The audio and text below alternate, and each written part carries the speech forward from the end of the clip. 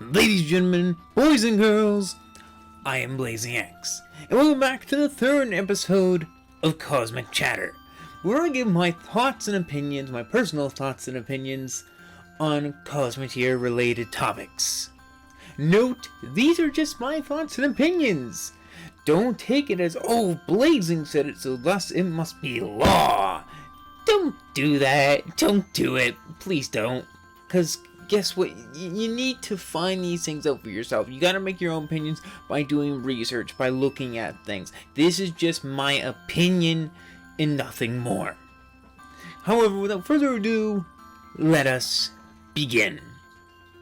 So, the topic of this episode of Cosmichatter is the concept of mods. Now, I think that mods are great. I think that mods give the game more content, more texture, if you will. Kind of like, I think of it as like making a soup, if you will. I refer to soup a lot, but it makes sense. You know, the more things you add to the soup, the more variety you get in the soup, and thus you get a more unique taste. However, what I do find is people go straight into the mods before they even understand the full extent of vanilla.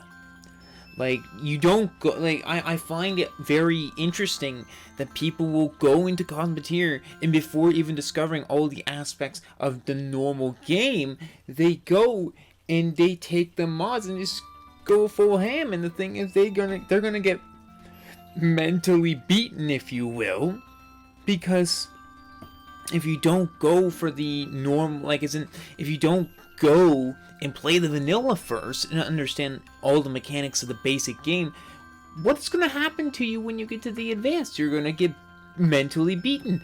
A good example of this is the Star Wars mod. You put a person who's been playing Cosmichatter for like a few days, and like, you know, not like all day, all night, I mean like a couple hours a day maybe, and that isn't much in Cosmichatter, but point is, you know, so like a few hours in the game, they're going to get, you know, you shove them into that type of mod. The Star Wars mod these days is a lot more complex than it was. Thus, they're going to get mentally beaten. And they're like, this is too difficult, not worth my time. And some people are like that. They quit halfway through. And to be fair, though, to give credit where credit's due, that's not a healthy way to go about it, to just shove them straight into a mod, only giving them a few days to play. They need time. I know for me, it took me, I think, 2 years before I even remotely considered getting my first mod. And that was, of course, the Star Wars mod. That's why I say this, that's why I use that reference. But yeah, there needs to be time. There needs to be time to understand the vanilla. Now, mods as a whole, once you get to that point, are a great source of new content. It makes the game vibrant again. And especially once the game turns into the 1.0 stage and they're no longer making updates for the game, it's going to be up to these mod creators to make mods to make the game more vibrant. Like, you look at Minecraft, for example, alright? I know this is a bigger example, but it makes sense. You look at Minecraft, right? And you take, like, ever since it started in, like, what, 2009? I think it's 2009. I think it started in 2009.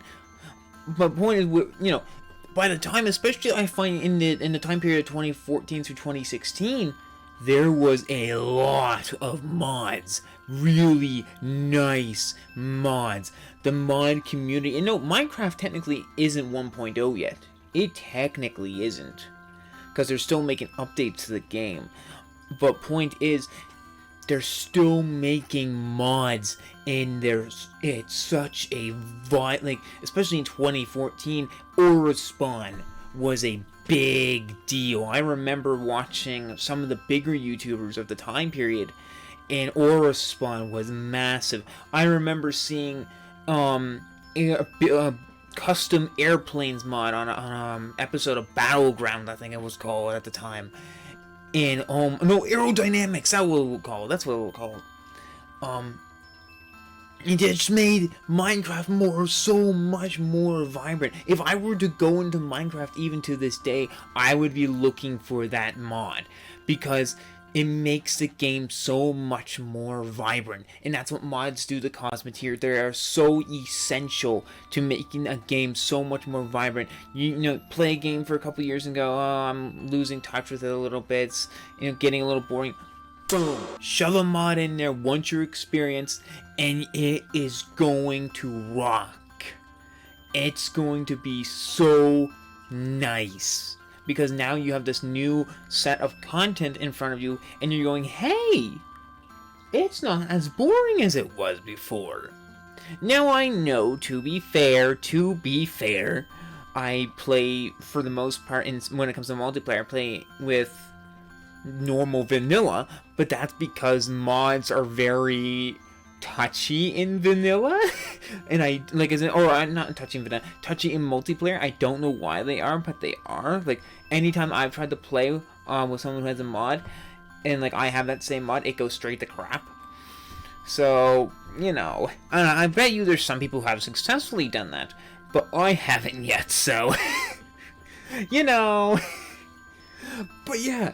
So honestly, that's all I have to say on that, because again, mods are essential to the content of the game. Without mod creators, eventually that game's gonna lose its luster, and it's just gonna fall out of existence. Like, I know, you know, games need it. There's certain games that need it. I know all games can't have mods. Like, okay, I know this is an extreme version, but try to put a mod in the Five Nights at Freddy's. Like, what are you gonna do? Like, there are some games that you can't put mods into, but there are some that you can, and the ones that you can, it just makes the game so much more vibrant. However, I hope you all enjoyed this video. If you did, please leave a like down below and subscribe for some more content. Also, there's a Patreon now if you want to go check that out. Link in the About section or on the banner. Also, leave a comment down below on what I might play or review next. Other than that, I will see you all in the next video.